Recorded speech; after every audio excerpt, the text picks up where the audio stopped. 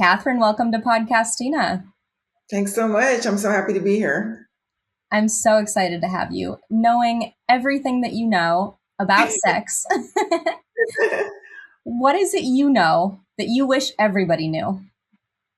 One thing I wish everybody knew is that sex is something you can get better at with time. So everybody thinks that sex is better when you're young, and sex is great when you're young, and sex is great when you're older too. And it can be a path of development where you can get better and better and better. People don't know that. I think that would make people so excited to know. Oh, it absolutely would. I mean, it's like something to look forward to. I think so. I saw this woman that I once took class from, and she was talking about she's 81, and she said, I'm discovering new levels of sensuality and pleasure that I never knew before." I'm like, wow, I'm looking forward to that. Such a positive outlook. I want to ask, how is sex connected to mindfulness? Well, there's actually a lot of, I'm going to geek out a little bit here because I'm doing some research for my doctoral program, that there are these peer-reviewed studies that women especially, it may be men as well, but the studies have been done with women who are maybe not orgasmic or don't have much libido, or they're just not really satisfied with their sex lives, and they teach them mindfulness, and then to be mindful in the bedroom with the same kind of being aware of what's happening in the present moment, not really worried about what's going to come later. Like, am I going to come? Is it going to be too long? Just letting all that go and just being in the present moment. And they're finding that in these studies, the women's uh, enjoyment of sex, uh, satisfaction with their relationship are measurably higher. And I know from my own personal experience that when you can go into the bedroom with this mindfulness attitude instead of just focusing on the performance aspect of how good am I doing? Is my partner pleasing me right? How long until we get off? That kind of attitude that we're taught can really make people dissatisfied. So being able to be mindfully in the present moment brings a whole new dimension to sex. Oh, absolutely. And it kind of makes me think of the question, if someone is not embodied in their day to day, and they can find ways to be more mindful with maybe a mundane task, maybe doing the dishes, is getting in touch with that sort of mindfulness going to open the doors to maybe having easier orgasms if you're a person who struggles with that?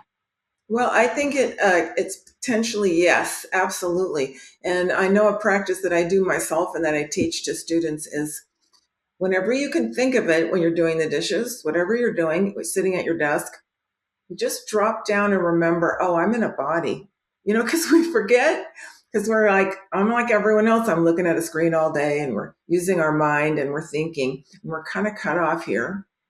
And more we're training ourselves to just kind of be cut off here.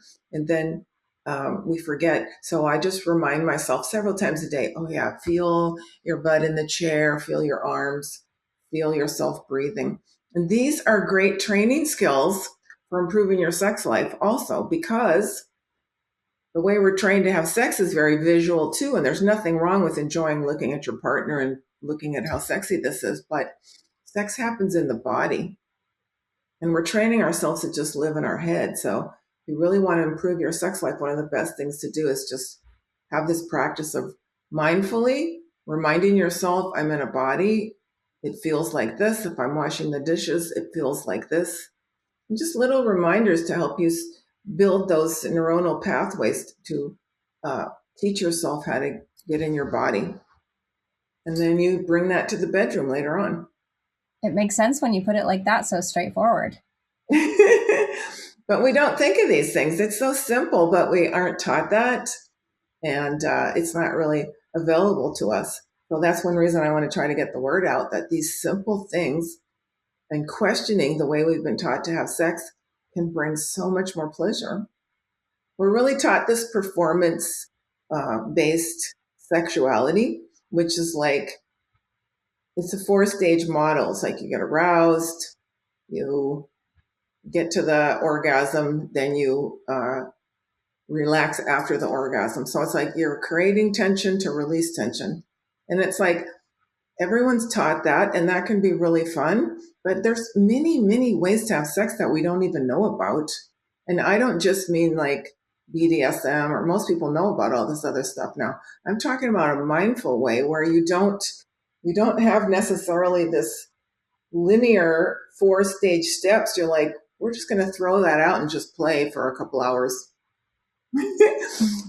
And be mindful with each other and touch each other with intense mindfulness. And, if you really start learning how to have sex this way, you can actually have sort of psychedelic like phenomena where you go into a trance state, and all kinds of things are available that we don't know about. It's amazing. It starts with the sexual mindfulness. It starts with just training yourself and to question, I wonder if there's a lot more things about sex that I didn't know. I wonder if I'd be willing to put aside everything I've learned so far. I don't have to throw it out, but I can just say, move to the side while I learn about something else. Is that sounding too weird? No, not at all. It's kind of highlighting how curiosity is an important part of this, and that you said something about limitations, which kind of made me think, does that mean for this kind of cohort of women you hear about who are incapable of having orgasm through sex, or maybe can only do it for themselves or have a vibrator involved, is that like a limitation that we set on ourselves and just assume, well, that's what it is, so I can't get out of it? Can we get out of our own way and actually change this perceived limitation of, oh, I can't have orgasms through sex? Well, I think that's a good way of putting it. And I also think that the pressure that we put on ourselves that I must orgasm on cue is really kind of unfair, because female orgasm doesn't often happen like that. Female orgasm often happens when you're so totally relaxed that it just takes you over. And so a lot of this type of trying to struggle and strive and be worried, and I must perform, and the guy's going to be disappointed, or my partner's going to be disappointed if I don't produce this orgasm. All this kind of performance pressure is making it actually harder to have an orgasm. So you can learn yourself how to do it. You can teach your partner how to do it. But actually, what's really going to help you the most is to learn how to be in a relaxed state, a mindful state. Most women, this is no secret that most women want to make love for quite a period of time before they feel relaxed enough to have an orgasm. And I always say that's unfair to target women, because men need to make love for a long time so they can open their hearts. Mm, So this 20 minutes, what takes women 20 minutes to warm up? Well, I think it takes men 20 minutes to warm up. That this is not just a physical thing. This is also a communication about caring.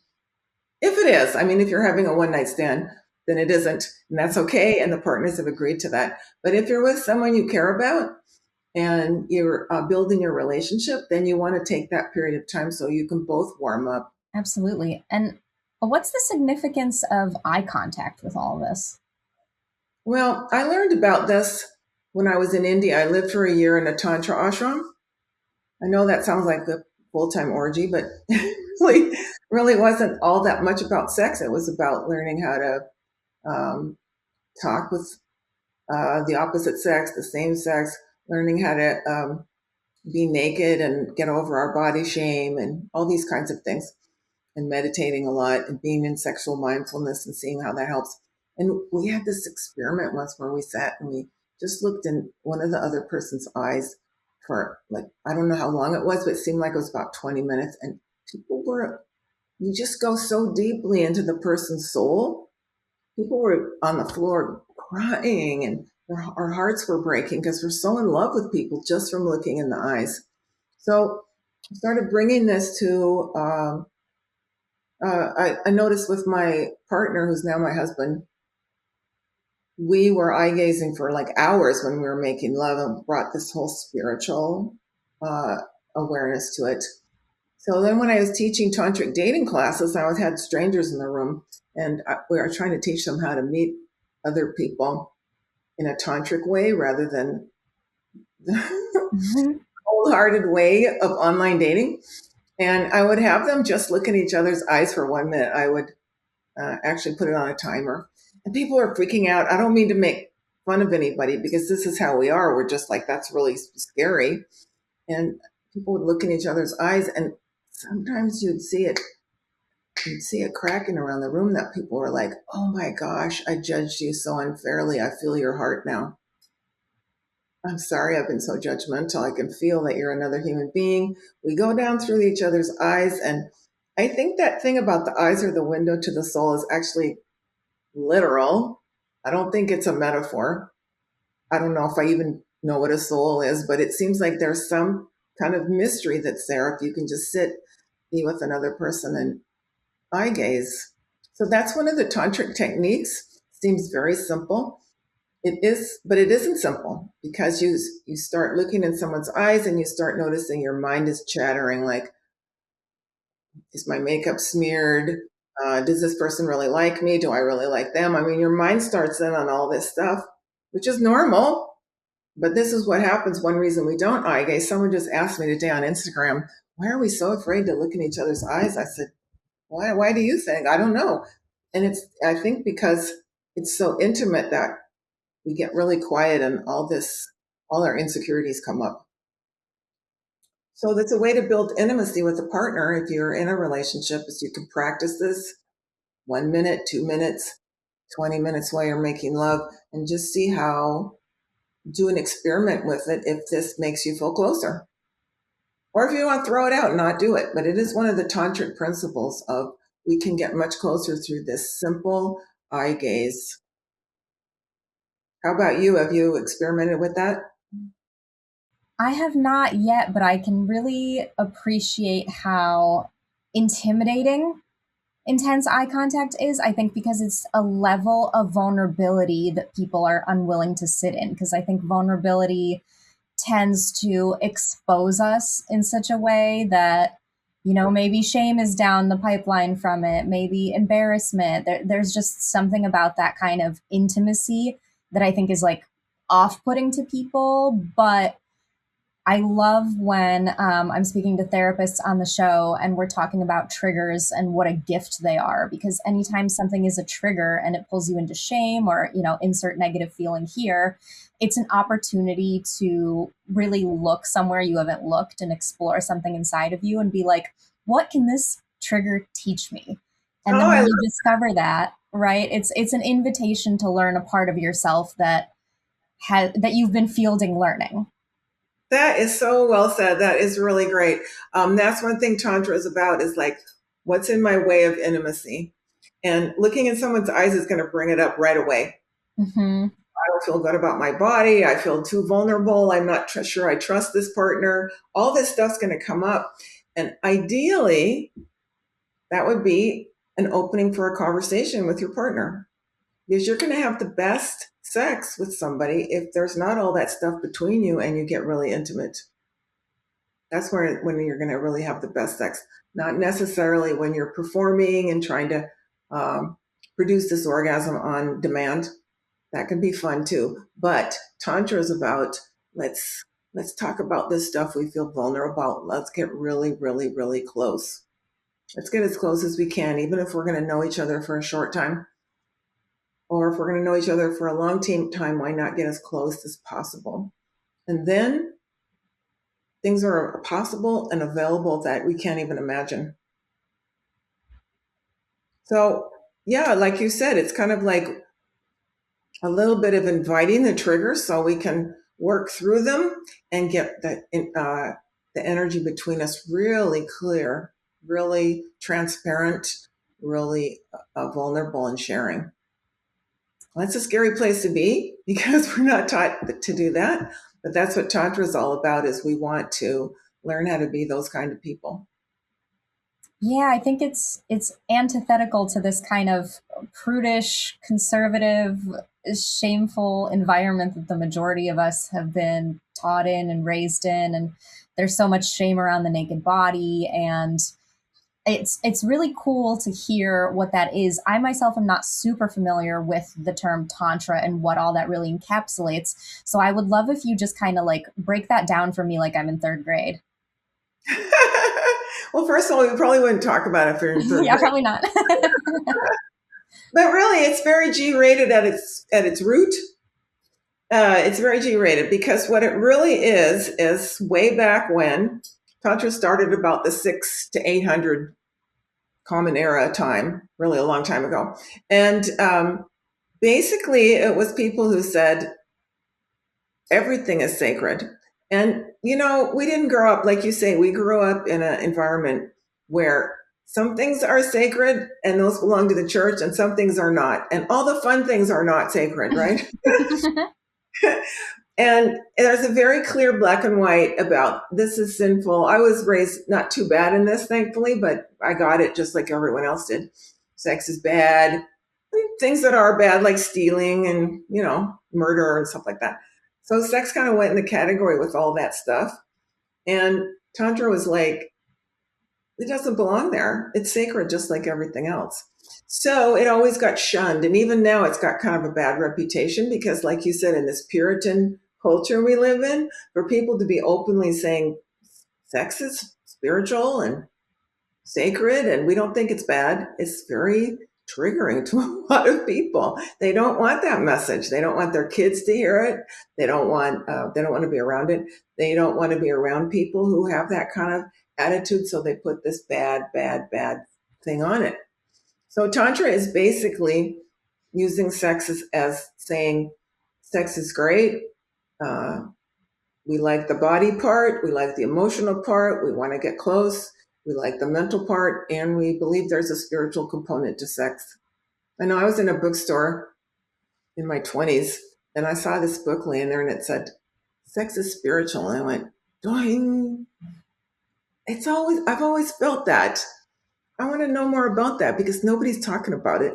So I found out that was the attitude of Tantra, and I just set off on this life journey that I want to know about sex is spiritual. Also, it's also just a really good time. But also, you can go to these places. You can learn how to go to these places where you can feel the presence of the divine or whatever terminology you use for that. You can have psychedelic type experiences just from making love.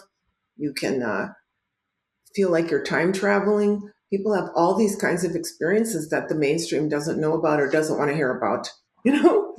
And it's really quite miraculous. And it's just something so everyday. I mean, everybody pretty much. I mean, I was single and didn't really have access to sex for parts of my life, but I mean, in general, sex is pretty easy to have, and it's got all this potential to do all these things for us that we don't even know about. So I'm glad to share about it. Yeah, I think it's sad because I keep hearing statistics on how Gen Z is having less and less sex, and that the average age is going up, and that people are going sometimes years without sex involuntarily too, not just because there's like a disconnect right now, I think, between young men and young women. And that's a whole different topic for a whole different podcast. Yeah. But I do believe that it is spiritual just in my own experience with it, because I certainly had my phase of fun in college where I did not need to have an emotional connection to have sex with someone. And Nothing wrong with that. yeah, nothing wrong with that if that's what people want to do. But as I grew older and as a person, became more spiritual, I started being a little more stringent about, oh, well, I only want to let someone in like that if I have feelings for them. And to me, it became its own kind of form of worship. And even using that word worship, obviously, that's a very like religious sounding word. But to me, that's kind of how I can look at it and have it not be this like dirty thing or this chore rather, but in fact, like a spiritual way to connect with a partner. Yes, that's well said.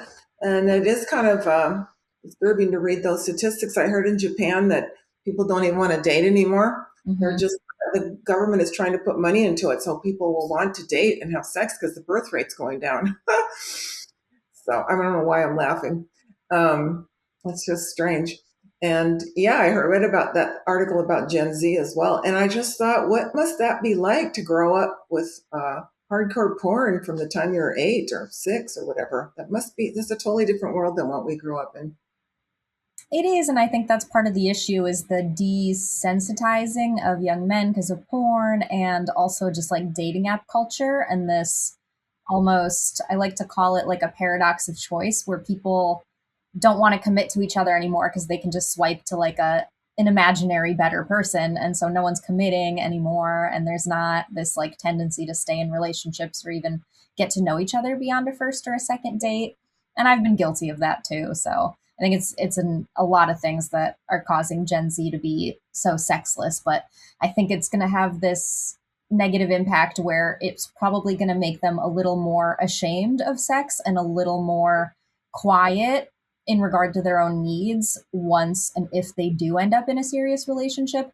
Then, and this is great because I wanted to ask this, how do people get over this fear that they have, this almost paralysis when it comes to bringing up your sexual needs in a relationship? Because a lot of people tend to shut down and they don't even want to have the conversation. Well, that is a big topic. I think it is, first of all, you have work on yourself that you are going to take a risk and put it out there. And if your partner doesn't like it, they're not the right partner for you. Mm-hmm. I used to wrap myself into a pretzel because I'm like, this guy is the guy I want, and I have to try to be what he's looking for. And only when I switched that around to that guy's got to be good enough for me is the only time I started getting the relationships that were right for me. Because the other guys I'd like be like, oh, he looks right, and on paper he's right, so he must be right. And it's like, but we don't even have any quality of friendship. So I started switching around to, I did like an 80-degree turn. I had a coach who helped me with this. And he said, they got to be good enough for you. And looks really don't matter. I mean, my husband's very handsome, but that was definitely not any longer the first thing on my list. And it was like, he has to be a good person. And we have to be friends so that I feel comfortable saying whatever I want to him. One of the main problems with modern dating is that we're told that the friend zone is a bad place to be. Oh, Mm. we're in a friend zone. That means we're never going to have sex. And when I was at the tantra ashram, in tantra, you would never have sex with anybody unless you were friends with them. Even if you just are having a one night stand with them, you still want to have 3 p.m. Sorry about that. You That's okay. still want to have a quality of friendship, because why would you want to make love with someone that you can't giggle or laugh or trust or have some kind of friendly encounter? So when I came back and entered the dating world here again, after I'd been in India, I'm like, why are we not looking for friendship? Because also, I don't know if you've heard of John Gottman. He's written a bunch of I popular books. love his work. Yeah. It's great, right? And he said that 69% of people in successful long-term relationships say the friendship's the most important thing. And I'm like, why are we looking for the wrong thing? So if you develop friendship with your lovers, it's going to be much easier to talk about what you have to say, your sexual needs. Hey, I'm not liking that so much. Let's do this. Can we take a break? Let's try this. Let me tickle you here. Whatever you want to say is going to be much easier if you've developed that quality of friendship and made that a priority in your relationships rather than I'm trying to impress this person who I think is too cool for me, or what if he leaves me, I'll freak out. It's like, if he doesn't have the quality of being friends with me, I don't want him. I'm in the driver's seat.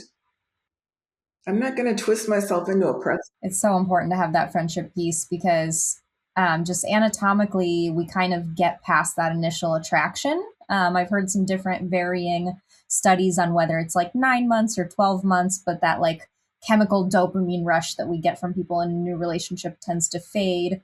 And I really liked this description, which I'm sure you're familiar with Esther Perel too, but in one of her books, she talks about how lust is metabolically expensive, meaning that for our like lizard brains, it just burns too many calories to be like super turned on by someone. So that's why it like fades with time. So then you are just left with that friendship component. And that really highlights how important it is that that's your bestie, that you can talk about anything with that person, because that those like crazy rushes of dopamine and serotonin, whatever, that we get from a new person, it's just going to fade whether you like it or not.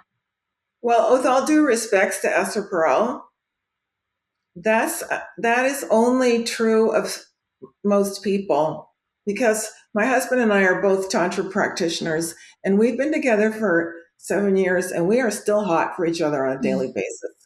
Super lust. So I would say that's true if you don't work is the wrong word. If you don't know how to keep your own fire alive, and you don't choose someone who wants to keep his fire alive, you can keep your attraction to each other alive. I don't know how long, but I do know at least 7 years. And we're older and we're not supposed to be still that turned on, and we are that turned on. So I would say there's a potential for that not to be true. I say most people, the chemicals run out and they fall into when I look around, I think most people don't seem very sexy anymore if they've been together for a long time. But one of the reasons I was attracted to Tantra is because I walked into a party. There was this older couple that was sitting there glowing. And I'm like, what, who are they and what are they doing? Whatever they're having, I want to have it. And they were Tantra people. So I'm like, well, I'm going to study what they're doing, because those people are radiating this very sexual energy. And, I had the typical ageism of everybody of like, well, they're probably not doing it anymore. These people were doing it. I want to know what that is. So, with all due respects, that might even be the literature that that's true for most people, but I would just like to say it doesn't have to be true for you. Yeah, that's a good correction to make. So, with that correction, what are the tools then to keep that spark alive? Well, again, it's not getting not getting complacent yourself, but I think part of the technique that I shared before about checking in, being sure I'm embodied in my life, because sexual energy is in the body. If we get too much just looking at screens and thinking and forgetting to actually consciously embody ourselves with mindfulness, we can just forget to be sexual. We can forget. We can enjoy it through our eyes, but we're not going to want to connect. Um, I think that continuing to build your friendship and talk about stuff that are true for you is going to make you want to connect with your partner, because anytime we have secrets, yeah, I don't feel like it right now. I'm still Mm-hmm. upset about that thing he said this morning. I didn't say anything about it. I don't want to connect. So one thing my husband and I do is we have a agreement that whenever anything comes up, we'll talk about it. We'll just drop everything and talk about it. So I didn't really like the way you said that this morning. You sounded a little grumpy. Oh, I'm sorry. In my previous relationships, I wouldn't have said anything. I would have carried a grudge, though, and I wouldn't feel like making love that night. You know what I'm talking about? Yeah, that's a tough place to be, because it's a challenge for us to once again be vulnerable, like back to that, bringing up that something hurt us, or Yeah, that you don't want to be misunderstood, of you don't want your partner to come back to you and be like, that's not what I meant, or not validate whatever experience you had with them, because that's just going to kind of make it worse and it'll snowball. yeah. But learning how to do that, continuing to learn how to do that, is how you keep the sex energy alive. Mm. Every time you don't talk about something, I don't know if you heard this metaphor before, but it's one therapists love, which is every time you don't talk about something, it's like a rock you put in a backpack on your back. And then you don't talk Mm. about something else. You put it back there. You put all these things back there. And after a while, it's like so heavy. You just take it and you throw it on the table, and all this crap comes out, and you've got this World War III. So, what we try to learn to do is talk about things as they happen, because that is the secret to keeping your attraction for each other alive. In my previous relationships, I wouldn't talk about stuff. I get so resentful that you don't want to make love anymore. Why would you want to make love with someone that you have all this resentment against? So, learning how to talk about that stuff when you feel really vulnerable, building your friendship so that you can be vulnerable, all these things are how you progress on sex and your relationship getting better and better and better. Does that sound like too much?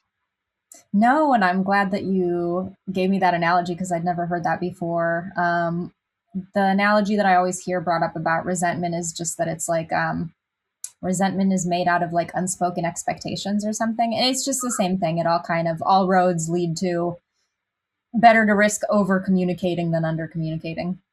I think so. I think that's a good one. So when you don't have any resentments against each other, and then your sex energy is just there flowing freely, and you feel like, I want to get close with you. If your energy is blocked because, damn it, uh, he never took the car to the car wash like he said he was going to. Damn it, I'm still mad he never does that. You don't want to get close. Right. So it depends how important it is to you. If you really want to, I was so bad at relationships. I just wanted to master it. I was really bad. I had two marriages that didn't work out, and a lot of relationships didn't work out. I just wanted to master this. So I just kept trying to get better and better and better because I wanted to hack this thing of, I want to have a great relationship. And by doing these processes, I learned how to do that. So this thing about becoming vulnerable, risking sharing, making mistakes, being willing to have your relationship not work out because you're gonna get a good relationship for yourself. It may not be with this person, but you're gonna master this. You can get it. You can get the exact relationship you're looking for that you dream of. But it takes confronting, like you said, your vulnerabilities and learning to be a person who wants to talk about the truth. I want to be a truth teller. I want to be with a person who's a truth teller. I don't want us to have all these kind of yucky secrets that make us not want to be close. Because that makes your sex life go away because you don't want to get physically close to this person because you're mad at them or you don't trust them or you don't respect them. Yeah, all very good points. And I think I'm curious, do you see any type of attachment style that tends to struggle more with intimacy, more with the communication piece? Everybody struggles with all of it.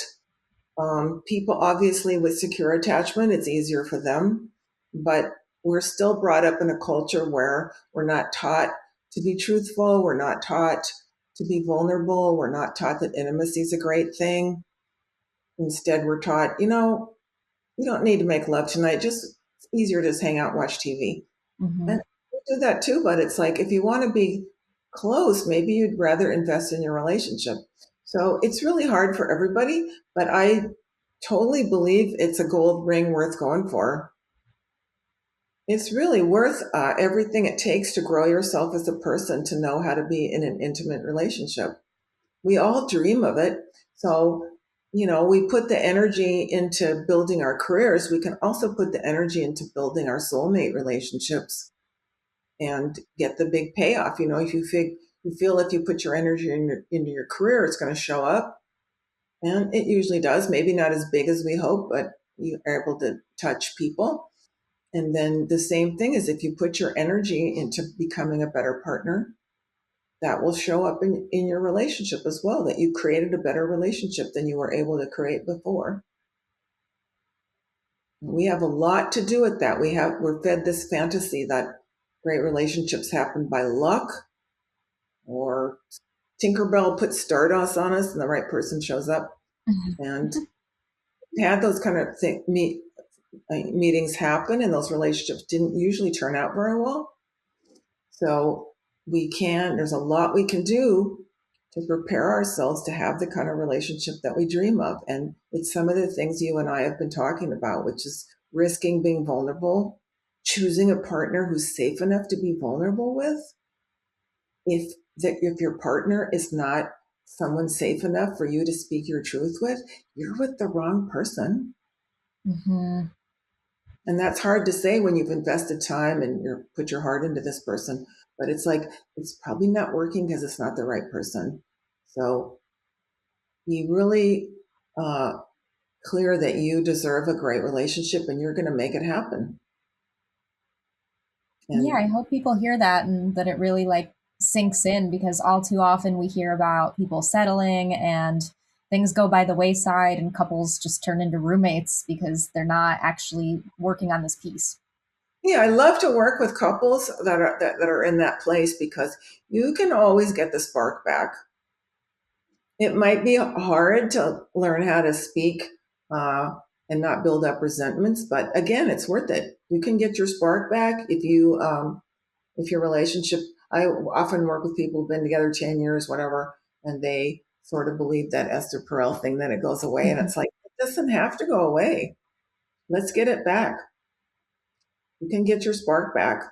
Have you seen couples bounce back after cheating? Yes, I have. And there's a lot of trust that has to be rebuilt, and it can be complicated. I've seen it happen. I've also seen it not happen, and yeah, it's complicated.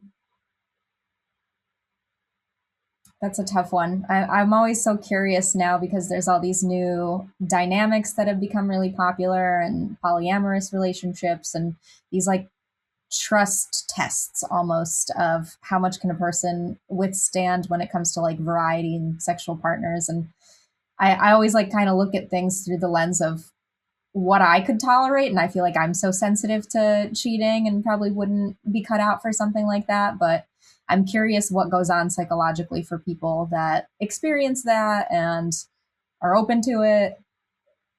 I think that I agree with you that the nature of relationships might be changing, and I think this is even more that we need to learn how to have conversations because I think the biggest problem is not necessarily always the cheating per se. It's that the couple didn't establish really strong boundaries around what do you think cheating is.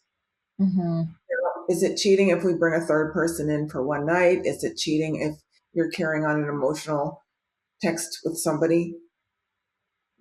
If you're flirting with somebody with over text, is it what are we clear about?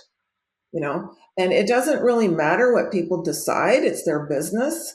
But it's that the two people in the relationship or the three people haven't set really strong boundaries. I think what's really one of the really good things that's going on in the polyamory community is they're having conversations about this that we need to get really clear on our boundaries. Hmm. Really need to have we really need to know because this is a situation where people are very vulnerable and likely to get hurt. So we want to make sure that everyone's in agreement about what we're doing here. And you know, you're playing with the heart, so probably people are going to get hurt anyway. But the more you can have conversations to establish what's considered cheating to you, what is not. I know when I met my current husband, I decided I'm not going to do any of these kind of weaselly behaviors like I used to do, like flirting with guys behind his back or whatever. I used to just think that was fun. What? It's just fun. And I realized it's not just fun. For me, that establishes that he can't totally trust me, and I don't want that. So I decided for myself, not going to do that anymore. He never asked me to do that, but I just said I'm going to not do that kind of behavior that doesn't engender trust. And we set very clear boundaries. And I think that helps us get that also when you asked, how do you keep the sex alive beyond the first 9 months or whatever people are predicting? That's one thing is you set your boundaries so clearly that the other person can trust you and wants to come towards you. Hmm. So, more on Tantra, because I feel like I've not had anyone on the show that knows it as well as you do. What is misunderstood about it? Everything. Most people just think it's about having sex in really weird pretzel like postures. And That's what I thought.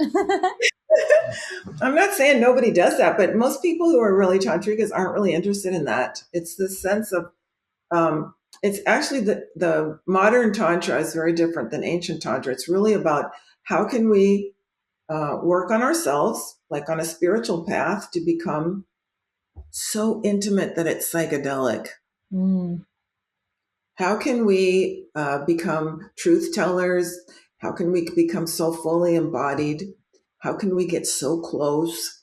How can we make love for long enough for altered states of consciousness to start happening? How can we keep breathing when strange, if God, what kind of words we want to use, if God shows up, how do we want to not freak out and stop? How do we keep our sex life alive? All of these are questions that modern Tantra people are working on, reading about, taking classes about, working with their partner, practicing these practices with our partner. One of the Tantric practices with my partner that I have mentioned is that every day we make sure that there's nothing that we haven't talked about. Mhm. So we'll say, is there anything hanging in the space between us? Hmm, I don't really wasn't really clear that were you flirting with that woman at the art gallery? No, I wasn't, but I found her interesting. But I just want to let you know I wasn't. Okay, I trust you. That type of conversation or whatever needs to be clear, because that energy of not having resentment is actually this is going to sound very California, but it's actually a metaphysical sort of clearness. There's no blocks between you. And those blocks are what make you not want to have sex or just have really unsatisfactory sex. And like we talked about earlier, it's going to make it more difficult for a woman to orgasm if she just doesn't feeling good about, was he flirting with that woman, or do we have an agreement that he should or shouldn't flirt, or everything's very mushy. It's like I can't totally surrender and relax here. So Tantra is about these, it's a totally different approach to sex than mainstream sex. It's sort of as a path of development of how to create a soulmate relationship that's totally sexual and totally um, loving. And that's not really going on in the mainstream. It's like, well, I hope I get somebody who looks like this, who's got this bank account, and will just fuck all the time and hope that it's great. It's like, that's not really the reality that works out for hardly anybody. That's the fantasy. But when you get in those kind of relationships, you're like, am I not doing this right? Or what's going on? Yeah, besides that component piece, what kinds of practice would be considered tantra, would be kind of commonplace in it? Sitting and breathing together, um, eye gazing, uh, reminding each other that we're in our bodies, sexual mindfulness, keeping really the attention while you're making love. So one thing one tantric practice I suggest is I used to go get a massage once a week. This prepared me to meet my husband because I'd go get a massage and I would just train my attention to be on where the masseur, Mhm. where the massage person was touching me. So I would start thinking about lunch or whatever, like you do, and I'd go, oh no, let me bring it back to that place where I'm being touched. So you focus during sex on, just keep my attention on where our skins are touching. Oh, well, I started thinking about that project I'm working on for work. Okay, well, I'm going to bring it back here. Just be here. So we have you just make love without the intention of orgasming, and you extend the periods of time that you make love without orgasming. So that could be an hour, it could be 2 hours, it could be 4 hours. Time will start disappearing, and you won't really know how long you're making love. You can orgasm if you want, or you can choose not to. But the point is being in the present moment and with an attitude of curiosity and wanting to learn a new way to be close, because techniques we've learned so far don't really engender closeness. Am I explaining this clearly? Yeah, absolutely. It sounds divine. It is divine. That's why we say sex is spiritual, because it is so divine. And you just fall in love like when you do when you eye gaze. And when you make love for long periods of time, I don't have, nobody's done research on this, but our personal research is that after you make love for about 2 hours, you start getting weird psychic phenomena. You might feel like you're flying through space, or I'm going to sound really crazy, or you might feel like uh, time has dropped away, or all kinds of things happen to people. They haven't happened to me, but some people feel like they're um, seeing gods or goddesses. Some people feel like they're turning into animals, all kinds of strange phenomena can happen when you let go of the I have to release this tension and learn how to keep the sexual energy in your body without having to release it. That's when you start, you develop spiritually from doing that. It makes sense because I've gotten like what felt like psychedelic highs just off Kundalini. So if I can do it just off a breathing exercise, it makes perfect sense that you could get there with sex. Yeah, because sex is kind of a breathing exercise, right? Right.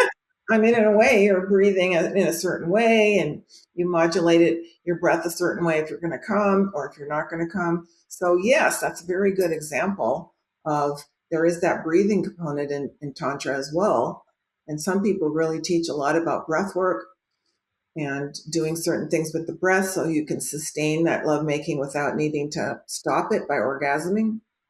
I mean, the big thing about orgasm is that, I mean, sure, it feels good, but then you have to stop.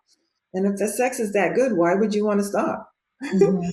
So um, we're taught that we should stop after 10, 20 minutes. That's fine. That's good sex. But what if you went much longer? Because it was so divine. It's great. I just encourage everyone to try it. You just can't even imagine how great it is. I mean, sex itself is so great, but then multiply it by 50. Well, for the men listening to this thinking that sounds physically impossible, what do you say to that? Well, my husband was in his late 50s when we started making love this way. And I asked him, and he wasn't taking any kind of Viagra or anything. And I said, how were you able to do that? And he goes, well, when I look back on it, I realized I didn't know I couldn't. Mm, So men are taught that they should ejaculate, and porn unfortunately teaches them that they should try to ejaculate pretty soon. hmm. You know, uh, do this for X amount of time, 5 minutes, 3 minutes. Actually, worldwide, the most common amount of time for men to make love is 3 to 5 minutes. And in the Western world, it's about 10 to 20 minutes. And men aren't told that they can go longer. They just think that that's what you're supposed to do. And so everybody just goes along with the program thinking that's what they're supposed to do. Plus, the reward is great. So you just come and you feel great and you think that's what it's about. They aren't given this option that, wow, if you if you didn't view sex as it's just a way to release because the release feels good, but you'd say, if you don't release, there's something much more possible that's so much greater than that. So here's the news. It's so much greater than that. My husband hardly ever chooses to ejaculate anymore because it's just so great not to, because you get to these higher states of what sex is about. The ancient Taoists in China recommended that men not ejaculate very often at all because they felt it uh, promotes longevity. I don't know about that. We don't really have any evidence of that. But I would say you get into those trance states only much later. For example, I was reading this Buddhist monk who says, I've never been very good at just sitting and quietly meditating. I've tried it, but I'm not really good at it. And he said it takes you about 45 minutes for your mind to get quiet. And I thought, wow, when we make love for a really long time, it takes about 45 minutes just for the mind to quiet down and to go into these trance states. And most people have never made love. I know before I got into this, I had never made love for 45 minutes. So you don't know what's possible after 45 minutes. So you start turning yourself into a person and go, well, I wonder if this is true. I want to check it out. When I notice that urge that it's time to ejaculate, or for a woman, it's time to perform, it's like, let me just relax instead. Hmm. I can stop if I want, or I can ejaculate if I want, but let me experiment with just not. Let me just experiment with not coming. And you're right, a lot of men don't want to do this, and that's fine, they don't need to. But if they're the type of person who wants to check this out and see if it's possible to have these higher states of consciousness, just don't come and just notice that you can keep going. It's like I said, my husband was in his late 50s and he's staying erect for like 4 or 5 hours. We didn't know this was even possible, but it was. It was. So we don't know what's possible. We haven't been told the whole truth. Tantra has been a secret since 600 AD. um, and I just encourage people to check out. There's many more things. You really don't get to the good stuff till you get outside the mainstream viewpoint. Then you start finding out, wow, there's so much more to life than I imagined. And Tantra's like that. There's so much more to sex than they've told me. This is amazing. It's like discovering America. Yeah, and I think they need to learn tools because whenever I hear about like a man trying to hold off, he's always like, think about baseball. And it's like, there's got to be a different way to keep it That, going. yeah, that doesn't work. That causes tension. Hmm. That causes like, I want to come, but I'm not going to. And we're Right. not, that will never work. What it's like is, I want to see what it's like if I don't. So all I'm going to do is just keep it at a lower flame. Because Hmm. what we're doing in regular sex, uh, we're building the intensity, right? So you go, well, if I'm going to last for an hour, I can't keep building that intensity. I just want to build it to here and then surf. Hmm. So so men, unfortunately, have been told, build the intensity and then let it go. And women too, build that intensity, clitoral orgasm and let it go. And it's like, okay, that's one way to have sex. That's fine. But what if you want to just build the intensity to here and then surf with your partner? That's when the magic starts happening. Don't take my word for it. Try it. I love it. Well, Catherine, if people want to learn more about what you're doing, where should they go? Oh, I'm everywhere. I'm all the usual places. My website's catherineauman.com, and I'm in all the, Instagram. I've got a pretty rich YouTube site if you want to just get some tips for free. There's a lot of stuff on Tantra and relationships on there. Facebook, all the usual places. So I'd love it if you'd get in touch with me. And any way I can help you, let me know. I also have a bunch of books that are I have a bunch of books on Tantra that are like super easy to read. I tried to distill them down. They're like, you can read them in an afternoon. They're like, I made them really cheap too. So I just want to spread the word. So there's tantric dating, mating, relating, loving. I've got one more coming out soon, and there's going to be one more. But these are available on Amazon, and they're, like I said, they're just super easy to read. So you might enjoy that as well. And I've got information on there on like how to make sex last and stuff. Amazing. Well, thank you so much for talking to me today. Thanks for having me on. It's great. It was very interesting questions. Thank you. And thank you, everybody, for listening. Bye. If you know somebody that would enjoy this episode, feel free to share it with them. And thank you for listening to Galina Ravina Podcastina, the show where I try to be the person my dog thinks I am. Don't forget to hit that subscribe button so you never miss an episode. See you on the next one.